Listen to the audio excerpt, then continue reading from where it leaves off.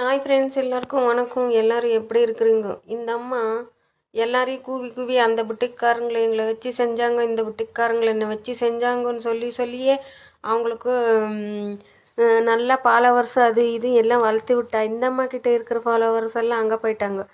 இந்த அம்மா தான் எல்லாரையும் கூவி கூவி கூவி ஏலம் போட்டுட்டு அதுக்கப்புறம் எங்களை வச்சு செஞ்சாங்க, என் ஐடி வச்சுக்கிட்டு எல்லாருமே யூஸ் பண்ணுறாங்க, என் ஐடி வச்சு அது பண்ணுறாங்க இது பண்ணுறாங்கன்னு சொல்கிறது.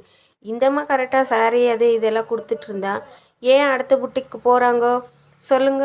இவங்களே எல்லாம் இது பிஸ்னஸ் ஃபால் பண்ணிக்கிட்டு அவங்க செஞ்சாங்க, இவங்க செஞ்சாங்க, அவங்க அப்படி சொல்கிறாங்க, இவங்க இப்படி சொல்கிறாங்க, என்ன குத்தி காட்டுறாங்க, இன்ஸ்டாவில் பேக் ஐடி போடுறாங்க, அந்த ஐடி போடுறாங்க.